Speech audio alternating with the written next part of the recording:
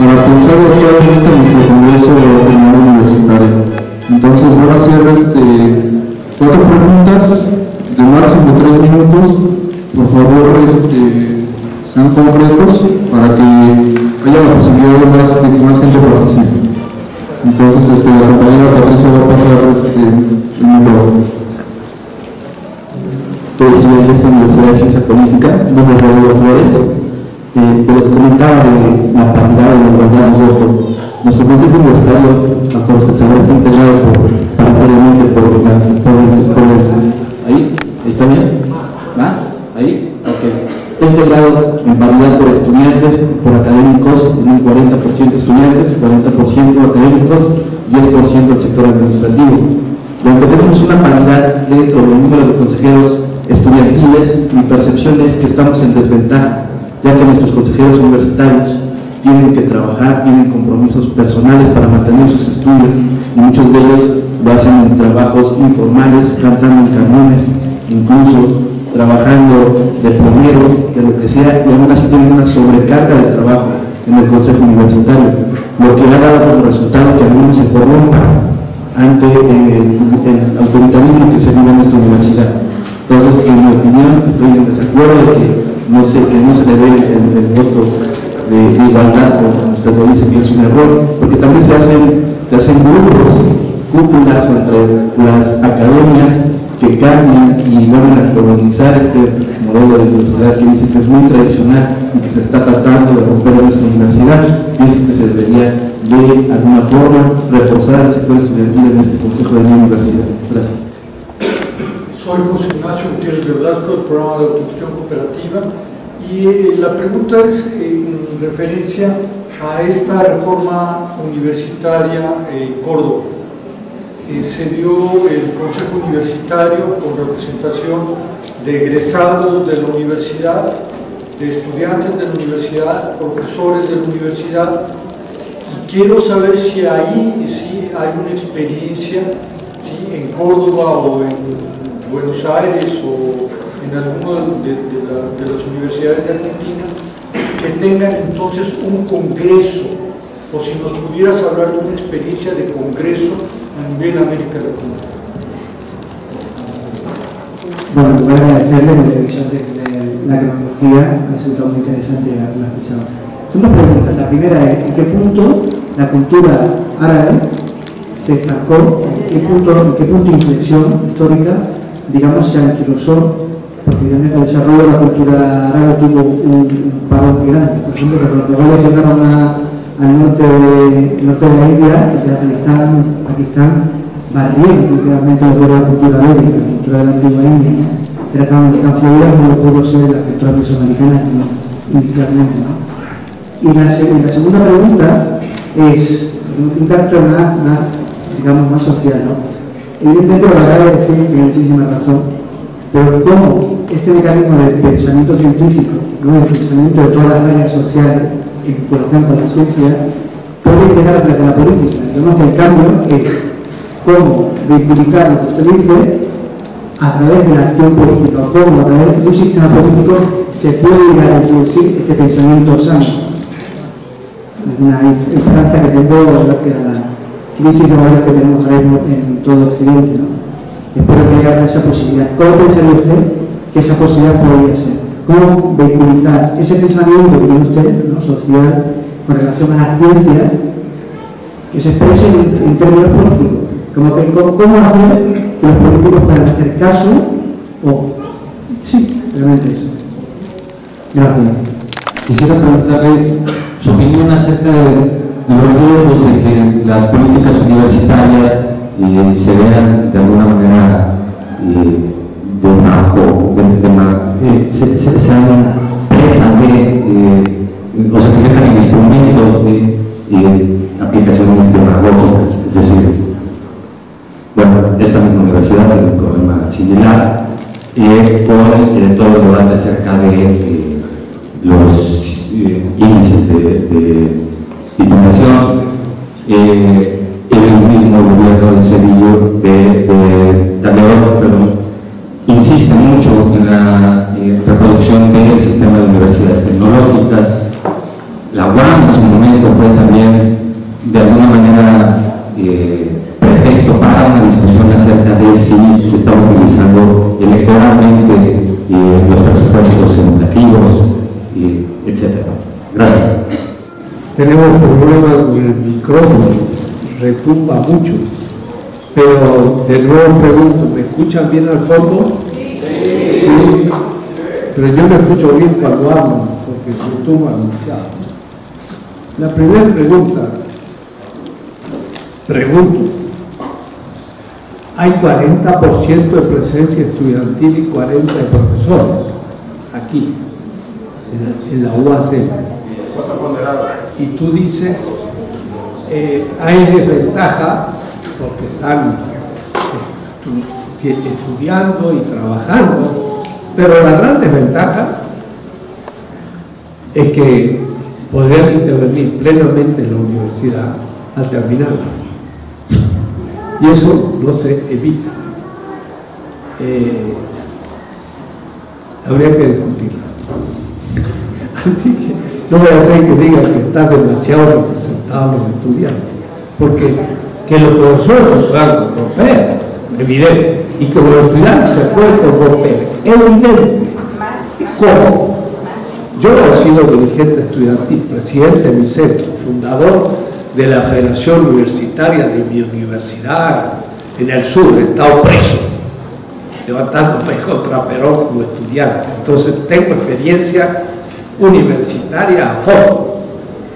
Me acuerdo cuando lancé una huelga en la universidad y yo repartí en la Facultad de Medicina los volantes para la huelga, porque no había ninguna medicina y se cerró la Facultad de Medicina. O sea, soy un militante, pero un militante que extraño, porque nosotros, por ejemplo, tomamos la Facultad de Filosofía en la caída de uno de los gobiernos, y yo me encontré de pronto con la llave de mi facultad en la mano como estudiante. Y ahora dije yo, ¿a quién se la doy? A este punto. Entonces fuimos, los del estudiante, y hablamos con un profesor, el cual no aceptó. Entonces tuvimos que ver quién iba a tomar la llave. Pero no nos arrogamos el derecho a hacerlo. Éramos estudiantes. Era fácil hacerlo porque todos los demás estaban culpables o cómplices de muchas cosas. Había otros que no. Entonces, en Argentina, por ejemplo, los estudiantes formaron grandes movimientos de opinión. Había grandes movimientos de estudiantes. Yo formaba unos y había otros. Y ahí realmente se formaba la élite política del país. Y lo que voy a decir, era en los movimientos estudiantiles universitarios que salieron los grandes y siguen saliendo los grandes dirigentes políticos. Porque ¿qué otro joven tiene la posibilidad de dirigir una asamblea, de saber cómo funciona y de tener unas ideas, formarse para eso? Entonces, hay una larga tradición, también en Chile. Por eso ustedes han visto que los estudiantes resisten 4 meses y siguen luchando, porque hay una conciencia estudiantil en el sur de América Latina muy fuerte, Perú también en una época. Así que aunque trabajaran, sabían cómo proceder. Y además no era asunto de ser estudiante, era ser estudiante en un grupo que tenía una ideología y que competía con otras. Pero ha llegado un punto, me acuerdo, Franja Morada, que era un grupo de izquierda en la Universidad de Buenos Aires, que había estudiantes que hacía 20 años que eran estudiantes y que como eran estudiantes recibían salario porque eran delegados y ya vivían de eso, y era una burocracia perniciosa para la universidad y eran los estudiantes. Pues sí que veamos, la cosa se puede también podrir por muchos lados. Cuando uno empieza no ve las consecuencias atroces, porque los profesores tenían que venir a los estudiantes a pedir permiso para dar un curso, porque si le boicoteaban un curso no podían dar el curso. Entonces de pronto no había libertad de cátedra, pero lo que tenían en la mano del asunto eran los estudiantes y no las autoridades. Eso es una experiencia, me decías tú. Son experiencias, hay que tener cuidado, porque Las instituciones son muy importantes, que sean equilibradas. Miren, si yo tengo una torta y la quiero repartir entre 10, redonda, yo puedo decir 36 grados para cada uno, pero yo también puedo decir, el que corta la torta es el último que agarra el pedazo. Otra manera de decidir la cosa. Es una institución buena, porque entonces va a tener mucho cuidado de que no haya ninguna chiquita, porque saben que le va a tocar a él. Entonces es una institución buena, sin hablar de los 36 grados de geométricos, sino que, vea usted, entonces, las instituciones se pueden corromper todas, pero yo diría, tiene que guardar proporción, si no entramos también a otro nivel. Ahora, si se ha logrado aquí esa proporción, bueno, el asunto es que los estudiantes lo hagan con responsabilidad. Tú dices, tienen desventaja, por supuesto, pero no solo porque estudian, tienen desventaja porque no saben. Y si supieran, no tendrían que estar en la universidad, porque ya se habían ingresado, el 30%, que es que si se unen los burócratas. Y lo hay, el profesor queda con minoría y se acabó la universidad. No creo. Pero esta es una cuestión por un tiempo, pero con el tiempo después las instituciones muestran su problema. La experiencia de aquella reforma universitaria fue tremenda, porque todas las universidades del país fueron reformadas. Y por eso digo que hubo enorme participación estudiantil en la vida, pero no así como digo una representación estudiantil amorfa, sino que había movimientos ideológicos estudiantiles que se formaban los estudiantes, estudiaban sus posiciones políticas y universitarias, se producían debates, elecciones para elegir a los representantes, pero muchas veces eran por listas, no por personas, sino por propuestas universitarias, los mismos estudiantes. Y a la larga los profesores también los profesores tenían que presentar movimientos de profesores con proyectos para poder elegir, pero proyectos universitarios, claro. Así que eso influenció muchísimo. Ahora me pregunta si hay congresos a los cuales uno podría ir a participar. No, se podría muy bien ir a cualquiera de estos países, a Chile, Argentina, Uruguay, y ver cómo de hecho se vive esa representación en las universidades. En general, funciona. Y en la universidad que yo participé, que era de provincia, el rector era nombrado por la asamblea universitaria y nunca entró el ministro de Educación, ni el gobernador, ni nadie. Éramos la asamblea, la que elegía el rector y los decanos, que eran elegidos por las facultades. En aquellos casos hay universidades que no tienen ese tipo de organización. En cuanto a la cultura árabe que me preguntaste, no escuché bien. La cultura árabe fue central durante unos siglos y después entró en crisis. Sí. Y entró en crisis en la época colonial, desde la invasión de Francia en el siglo XIX. Hubo una crisis espantosa, de la cual en cierta manera no ha salido todavía. Pero tu pregunta, ¿cuál era? Dila mejor sin micrófono. En cuanto a la situación de los alumnos, en cuanto a la practicación de los alumnos, en cuanto a la duración de la permanencia de los alumnos en las aulas, etc. Luego se cambia el debate a las tarifas, los índices de titulación con esta nueva rectora, y esto también es tildado de un discurso demagógico.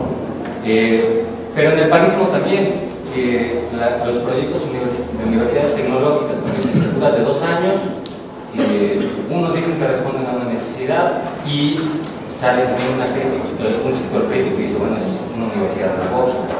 Y ejemplos así hay más. Bueno.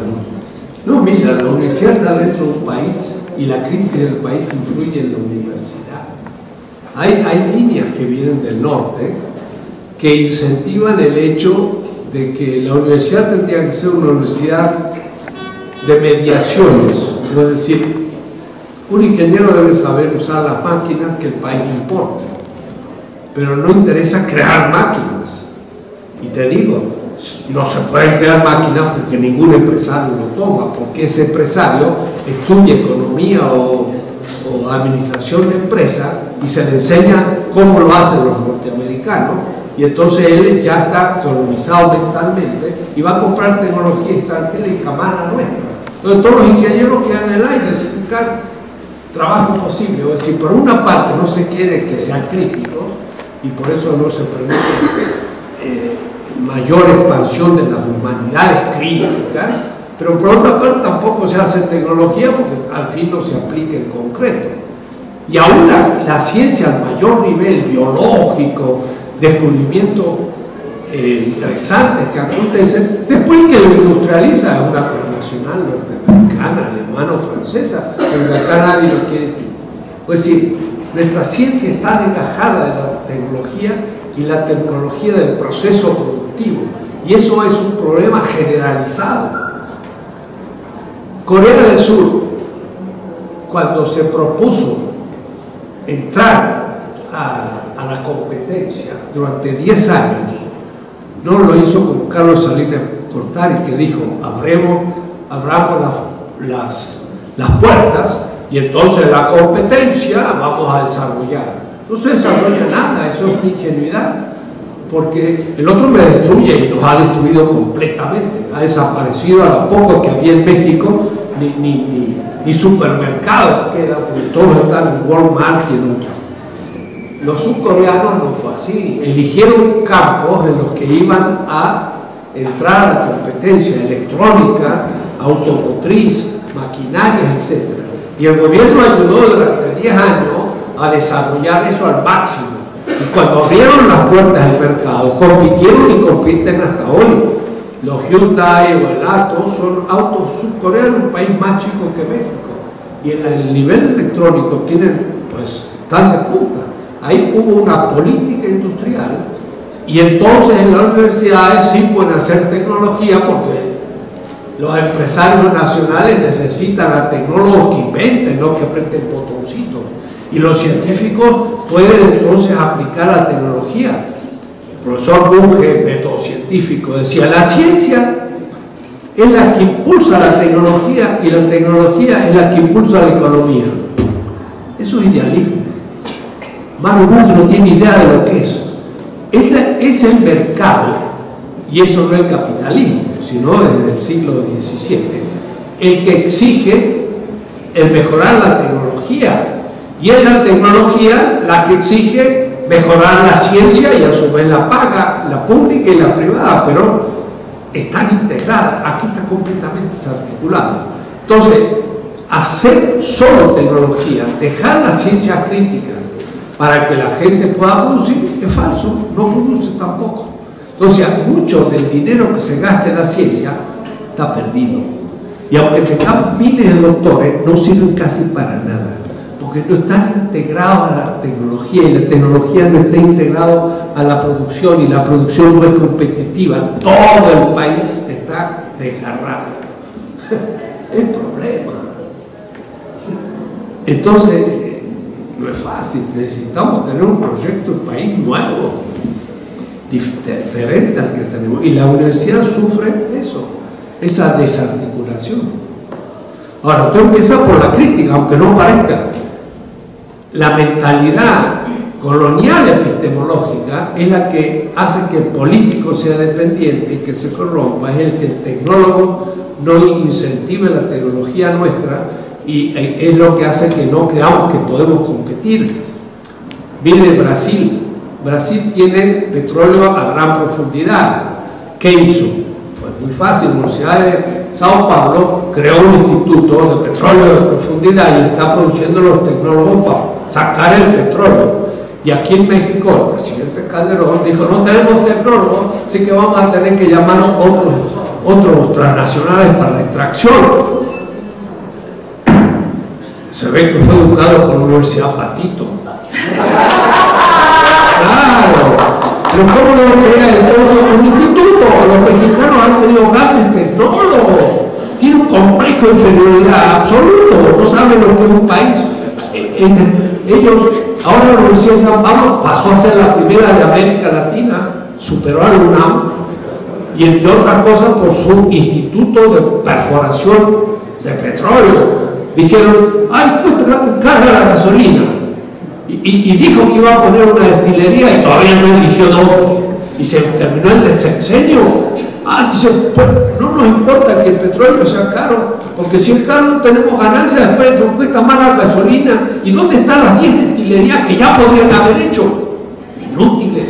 ¿Pero es un problema tecnológico? No. Es un problema de mentalidad política que son coloniales epistemológicos. Si dijeran vamos a hacer lo que hace Brasil, Brasil ahora se hace respetar. México podría estar igual.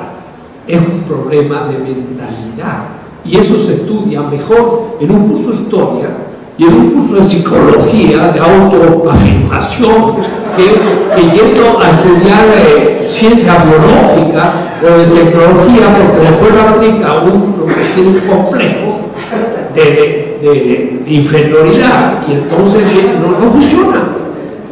¿Te das cuenta? Ese es el problema nuestro, estamos dentro de un círculo vicioso.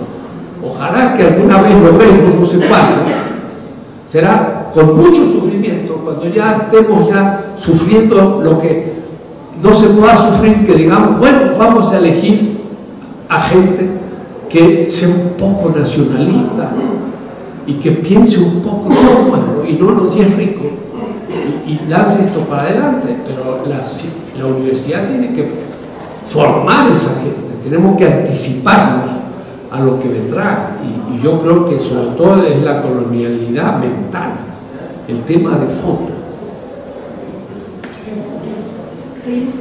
Bueno, buenas noches, es un placer escucharlo, doctor. Mi nombre es José Luque, soy profesor de la Universidad Autónoma de la Ciudad de México y soy peruano y me formé en Chile. Mi pregunta tiene que ver con lo que usted también ha afirmado hace algunos momentos atrás. Cuando me tocó venir a Chile, a México, a estudiar, a trabajar, a estudiar en un año, en doctorado, me encontré que no había una federación de estudiantes de México. Me encontré que no había una federación mexicana de docentes y académicos mexicanos. Me encontré con que la sociedad civil académica universitaria en este país estaba desarticulada y no existía. Y que el único momento en el que los académicos mexicanos, o una buena parte de los académicos mexicanos, hacían algo parecido a una acción colectiva, era a la hora de llenar los formularios de CONACYT. Entonces, mi pregunta va en esta dirección. ¿Cómo entender la universidad en un escenario político, estatal, nacional, que ha sido frustrado por 80 años de corporativismo y de clientelismo político? Por ejemplo, aquí en la UACM hemos elegido muy mal el sistema para elegir a nuestro rector. Los que eligen al rector son los 40 o 50 o 80 consejeros universitarios iluminados que siempre al final cometieron un gran error desde mi punto de vista. Y no se logra construir esta idea del universitario, que sea puesto condenado 30, 40%, lo que sea. ¿Cómo construir una universidad? Mi pregunta es la siguiente: ¿cómo construir una comunidad universitaria, una universidad que piense en términos prospectivos su país, estratégicos, en un escenario signado por la destrucción del Estado y por una cultura política tabernaria y corporativa? Gracias. Mi pregunta va encaminada en la cuestión de los principios éticos dentro de la estructuración de una universidad crítica, comprometida con la sociedad, como es el proyecto, al menos en sus principios y en su ley de autonomía de la Universidad Autónoma de la Ciudad de México. Si uno hace una especie como de revisión histórica del papel de la universidad en México, particularmente de la UNAM, uno se decepciona mucho, porque se plantea la universidad como el centro de la conciencia de la sociedad, y sin embargo, así como se forma gente crítica, también se han formado los grandes universitarios que no han respondido al compromiso con la sociedad. Hablamos de presidentes, secretarios de economía, secretarios de gobierno en los diferentes centros de toma de decisiones. Sin embargo, el proyecto de la UACM, conociendo esa historia, se propone como hacer una especie de ruptura con esa tradición. Es decir, crear una universidad vinculada con la sociedad, una universidad que atienda particularmente a los alumnos que no han tenido posibilidades de ingresar a las universidades públicas por medio de exámenes de ingreso que los excluyen, y creando una universidad que se propone desde sus academias hacer planteamientos críticos. Pero aquí viene la pregunta en relación a la cuestión entre el principio ético y la práctica concreta. ¿Cómo, desde la perspectiva de un estudioso de la ética y la política, cómo valoraría usted, profesor, el no cumplimiento, la no coherencia entre el principio ético y la consecuencia de la decisión política de una administración que tiene, por ejemplo, una serie de principios, 9 principios éticos en la Carta de los Motivos de la Universidad, y en una ley de autonomía que propone, por ejemplo, la atención a los más desfavorables, y una práctica institucional que pide que salgan los estudiantes lo más pronto porque no se tiene eficiencia terminal? Un aspecto.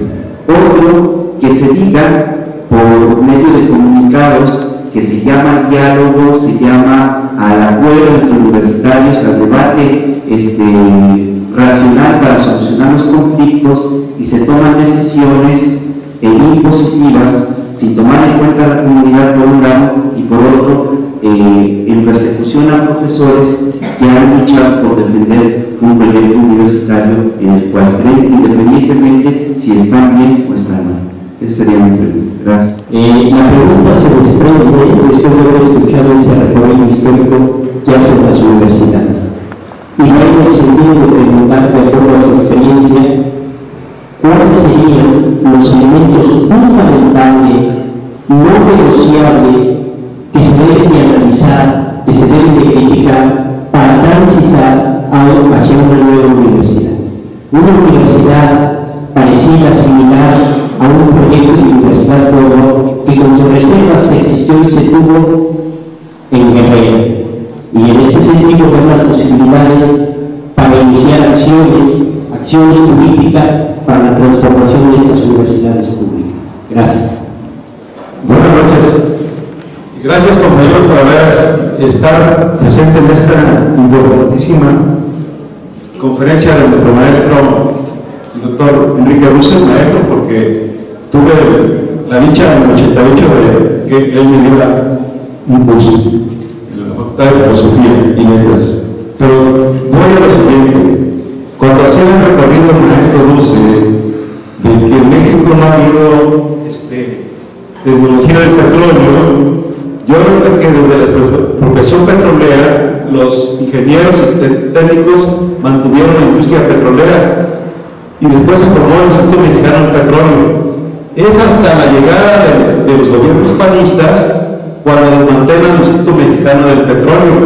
Y fíjense ustedes quién fue el director, el doctor Garnés de Castro, aquel que fue rector de la universidad y que mantuvo una huelga por la gratuidad de los estudiantes después de un año de estar cerrado.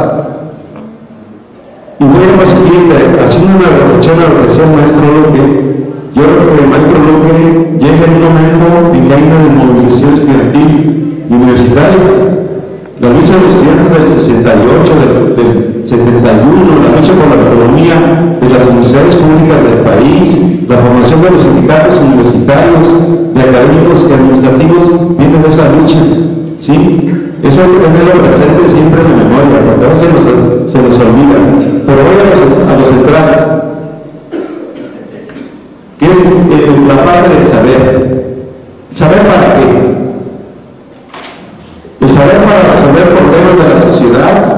en la formación profesional de las distintas carreras que en este momento imparte, en este caso en particular, la UACN y en lo general las universidades del país públicas.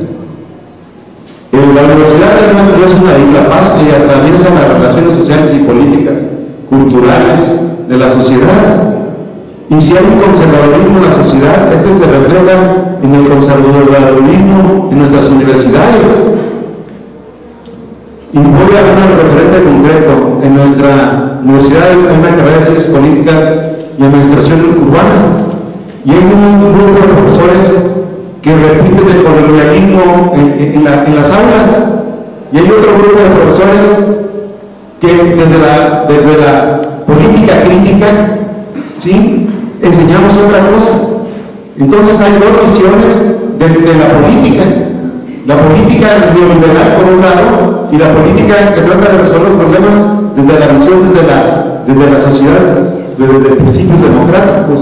Entonces el saber juega un papel importante en la transmisión de la enseñanza, en la conciencia, en la formación de una conciencia crítica. Y por último, ¿qué es la crítica? Este es un rollo que tenemos que discutir. ¿Qué es la crítica? Ahí le dejo. Que había algunos principios demagógicos. Yo creo que había algunos principios sí discutibles, por ejemplo, el hecho de que se dejó entrar a la suerte. Yo hablé con el rector, primer rector al comienzo de todo esto, y yo le dije, eso nos hace perder la oportunidad de hacer un diálogo con el candidato y no evaluarlo según los criterios vigentes, sino, por ejemplo, en vista de la posibilidad de ese estudiante de comprometerse con el pueblo.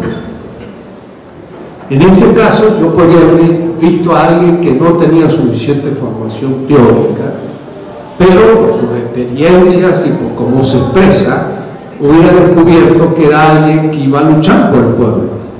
Y en ese caso, ese era un candidato para esta universidad. Dejar el criterio de la pura suerte hace que alguien que tenga un proyecto de utilizar ese título gratuito que no me cuesta y es más barato para mi proyecto personal, también entra a la universidad. Entonces dijo, era demagógico. No, yo creo que habría algunas cosas que habría que discutir, no sé, pero yo esto lo discutí con el rector. Y ese es otro problema, que el primer rector pues tuvo grandes adquisiciones pedagógicas de las cuales no estuvo muy convencido. Por ejemplo, de que un profesor dicte un curso y que venga a otro y se lo califique. Porque entonces el primer curso dictado por uno queda desautorizado. Y al fondo no importa, el asunto es afirmar el segundo. Entonces se descalifica al profesor que está ante los alumnos. En fin, hay problemas que parecían que fueran revolucionarios y yo creo que no son apropiados. Bueno, pero eso sería para discutir después lentamente. A mí me gustaría que hubiera una selección, no por calidad teórica, de uno que, claro, tuvo una familia más educada y sabe más, y otra viene de una familia obrera y sabe mucho menos, pero la actitud de ese que sabe menos es una actitud servicio, ese entra, y el otro no entra. Pues si yo me impido, me pongo una limitación en cuanto a imponer nuevos criterios, y criterios en la línea justo que dijo el compañero, saber para qué, y también ser miembro de la universidad para qué, para saber más o para rendir con ese saber un servicio al pueblo. Entonces se le tendría que exigir en ese diálogo el cumplir con ese perfil de estudiante de esta universidad. Al hacerlo a la suerte, perdemos la ocasión de tener un grupo de gente mucho más comprometido con la universidad, porque es la media de nuestra sociedad y entonces con eso después no sabemos qué hacer. Pues decir, ahí hay cosas que habrá que seguir discutiendo. Por supuesto, al compañero peruano, que sí, hay una despolitización feroz, y no solamente en la universidad, sino en toda la sociedad. No te metas. ¿Para qué? Total, ya se sabe. Que Televisa y TV Azteca tengan el monopolio de la televisión, y bueno, es un hecho. Bueno, en Argentina acaban de cambiar una ley de comunicación y han puesto 33% para las multinacionales de la televisión y radio. 33% de los medios de comunicación, radio y televisión para el Estado, sobre todo las universidades. Y el 33% para las comunidades indígenas, barriales y todo. Y esto ha cambiado el país, y ahora de pronto una presidenta gana con el 53%. Es fruto de un cambio. Pero claro, como si seguimos como estamos, no vamos a poder funcionar. Entonces, claro, es un círculo vicioso. La universidad no puede mejorar porque el país está en manos de una oligarquía feroz que no suelta. Entonces, eso nos hace que los profesores también, en buena parte, claro, unos serán neoliberales, serán John Rawls, Habermas, yo no sé qué, y otros serán críticos. Y bueno, porque no hubo tampoco criterios de selección para los profesores.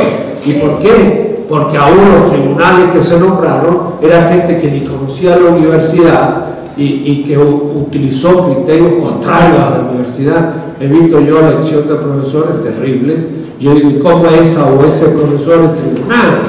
Y bueno, los pusimos nosotros mismos con una soga al cuello, porque nos hacemos jugar por gente que no es de la universidad, porque hay que traer gente de afuera. No hay necesidad, se puede tener criterios internos, etc. Entonces, estoy de acuerdo que habrá que ver. La eficiencia terminal es completamente engañosa, porque por tener eficiencia terminal yo puedo regalar todo y se termina pronto, y entonces 100% porque no exijo nada. Entonces el asunto es claro, ¿qué eficiencia hay? Ahora, efectivamente, que no haya nada de eficiencia, pues claro, es el otro extremo. Pero entre los dos habrá que ver cómo se logra crear condiciones para que aumente la eficiencia sin disminuir el nivel y si se cumplan los fines de la universidad. Quizás no se necesita un trabajo de licenciatura de 150 páginas, sino hay muchas universidades que con el cumplimiento de las materias no hay examen final y terminado, se recibe la licenciatura antes. Pero si es que los cursos son tan críticos o tan interesantes que ha formado la persona. Pero el criterio, la eficacia terminal, es un mal criterio, porque entonces institutos privados tienen una eficacia extraordinaria y sabemos que ni claustro tienen, así que no pueden significar nada. Es un problema. Ese corporativismo que está en todos los pseudo sindicatos, no digo universitarios, que hay pocos y son bastante luchadores, pero sin embargo sí habría que hacer una coordinación nacional de los movimientos y tendría que haber más conciencia de la diferencia interna, es decir, hacer movimientos de opiniones nacionales de profesores, quedaría mucho más, ser más interesante el debate interno. En cuanto a que, claro que el BAN terminó de cerrar el Instituto de Petróleo y todo lo demás, por supuesto, porque es un grupo de pequeña burguesía que no tiene ningún proyecto de país y que ha sido educado en una posición realmente de colonialismo mental y no se podía esperar más. Pero claro, tenemos todos los charcos y todas las otras realidades que son muy difíciles de sobrellevar. ¿Saber para qué? Bueno, ya se ha dicho, y por supuesto habría que decir, claro que hay conservadores, y es la mayoría, y hay críticos, y hay que discutir qué es lo crítico. Pero si yo dijera rápido, en una palabra que es lo crítico, es el desmontaje de la ciencia, sobre todo humanas, desde el punto de vista de las víctimas sociales.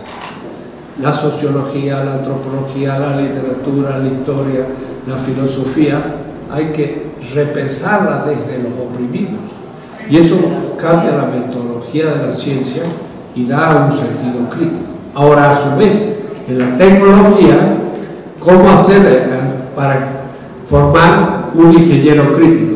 Pues se le tiene que dar una complementación de algunas materias críticas, una historia de México crítica, una historia de la propia ciencia, es decir, una historia de la tecnología crítica o de la economía crítica, de la ética crítica y también de la responsabilidad política. O sea, tendría que todas las carreras tener una materia de formación que yo no llamaría humanística, sino crítica, para ser un profesional que tenga una conciencia crítica de los problemas del país. Pero en fin, esto es tan complejo que tendrán que seguirlo debatiendo en estas reuniones en el futuro.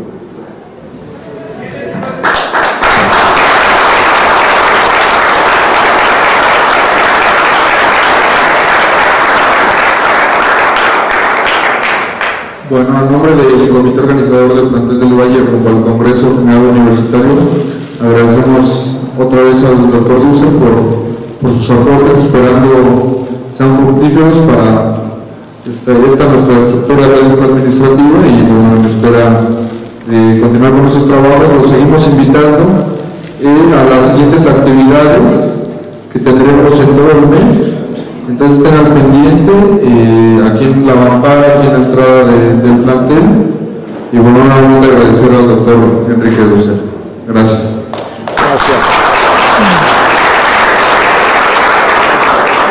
Y les pido unos minutos. El universitario de la Universidad Autónoma de la Ciudad de México se interrumpió por segunda ocasión consecutiva porque un grupo de 8 consejeros estudiantiles, bajo órdenes de Esther Orozco, en agradecimiento por las prebendas recibidas, abandonó la sesión para que, por falta de quórum, el Pleno no abandonara el tema de la ola de despidos injustificados que se han suscitado durante la actual administración.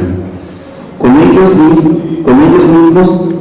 mismos lo han reconocido, los consejeros en cuestión se dirigieron a un cubículo contiguo al auditorio y, haciendo gala de un cinismo muy lamentable, tratándose de estudiantes universitarios, siguieron por internet la transmisión del cierre de la sesión que habían provocado con su retirada. Como consta en la declaración de diversos testigos y en todo el material audiovisual que documentó el episodio, el maestro Jorge Alberto Benítez se dirigió al cubículo en cuestión y, conduciéndose de un modo en todo momento con respeto y mesura, le señaló que la actitud dañaba gravemente la imagen del máximo órgano de gobierno de la universidad.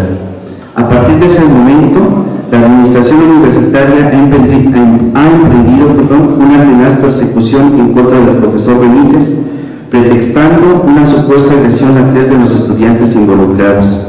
Las únicas pruebas que documentan la supuesta agresión se basan en el testimonio de los estudiantes. En contraste, todos los universitarios que, sin participar en el evento, lo presenciaron, han respaldado con su testimonio y con material audiovisual la declaración del profesor Benítez. El día de ayer circuló en la red un boletín de prensa sin ninguna seña institucional en el que la UACM anuncia el despido del profesor. De confirmarse este atropello, estaríamos ante un claro acto de represión y revancha que ratifica la vocación autoritaria y la torpeza institucional con la que Esther Orozco se ha conducido desde su inicio en esta gestión al frente de la rectoría de nuestra universidad. Alberto Benítez es un profesor reconocido, aún por quienes no comulgan con sus ideas, por su compromiso con la construcción y el fortalecimiento académico e institucional de nuestra universidad.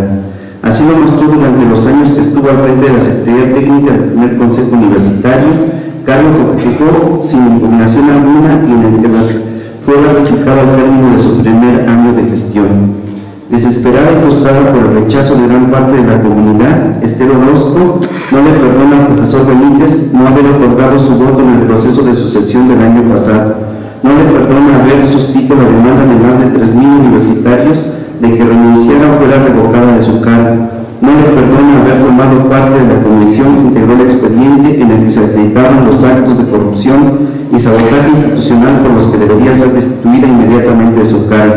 No le perdona haber participado en los foros y suscrito los pronunciamientos que cientos de académicos han hecho en contra de las contrarreformas académicas que la actual administración pretende imponer.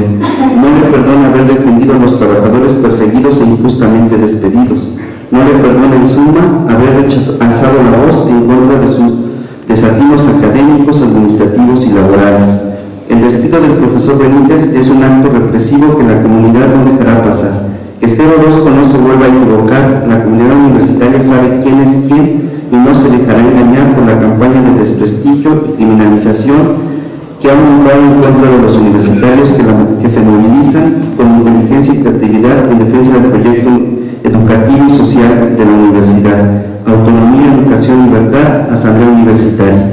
Este texto es el que se redactó hoy en la asamblea que hicieron en San Lorenzo Tezonco con los compañeros de estudiantes, académicos y trabajadores que nos congregamos, que se congregaron allá en la asamblea de San Lorenzo Tezonco, y va a haber una reunión ahorita en el salón A002 para dar información al respecto. Bueno, les invitamos a que se acerquen para que se informen al respecto. No sé si tengan alguna información los compañeros que dan, ¿no? Bueno, está la invitación a que se queden a la reunión y este documento. A las 9 de la mañana hay un meeting, el jueves a las 9 de la mañana hay un meeting en el plantel Casa Libertad en apoyo y solidaridad del profesor Alberto Benítez. El jueves a las 9 de la mañana en Casa Libertad. Bueno, muchas gracias.